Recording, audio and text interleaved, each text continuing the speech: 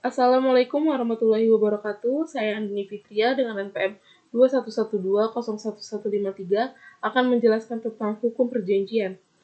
Perjanjian adalah suatu peristiwa di mana seseorang berjanji kepada orang lain atau dua orang saling berjanji untuk melaksanakan suatu hal.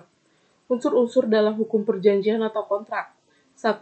Adanya kaidah hukum tertulis atau tidak tertulis. 2. Adanya subjek hukum kreditur dan debitur. 3. Adanya prestasi. 4. Adanya kesepakatan. 5. Adanya akibat hukum. Tempat pengaturan hukum perjanjian.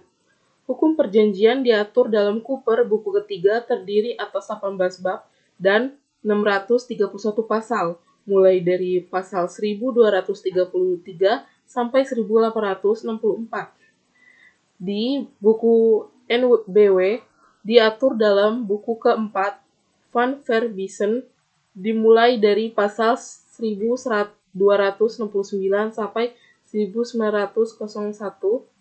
Hal-hal yang diatur dalam buku 3 meliputi perikatan pada umumnya, perikatan yang lahir dari perjanjian, hapusnya perikatan, jual beli, tukar-menukar, sewa-menyewa, perjanjian untuk melakukan pekerjaan, persekutuan, badan hukum, hibah penitipan barang, pinjam pakai, pinjam-meminjam, pemberian kekuasaan, penanggung utang, dan perdamaian.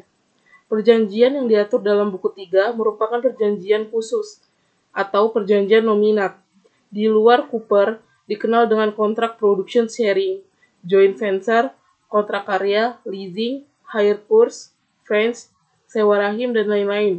Perjanjian tersebut disebut perjanjian inominat. Sistem pengaturan hukum kontrak atau perjanjian. Sistem hukum perjanjian merupakan sistem terbuka. Orang bebas buat perjanjian baik yang sudah atau belum diatur dalam undang-undang. Kebebasan dalam pasal 1338 ayat 1 meliputi bebas membuat atau tidak membuat perjanjian, bebas adakan perjanjian dengan siapapun, bebas tentukan isi pelaksanaan dan persyaratan perjanjian, serta tentukan bentuk perjanjian tertulis atau lisan. Asas kebebasan berkontrak secara historis lahir dari prinsip individualisme. Di sini pengusaha tidak dibenarkan turut campur dalam sosial ekonomi, sehingga lahir ungkapan exploitation de homme par il homme. Melalui perkembangannya, hukum kontrak sudah banyak diatur oleh penguasa. Asas konsensualisme atau lahirnya perjanjian, bahwa salah satu syarat sah perjanjian adanya kesepakatan para pihak. Artinya, perjanjian tidak dibuat secara formal tetapi konsensual. Asas pacta sunt servanda atau kepastian hukum yang berhubungan dengan akibat hukum.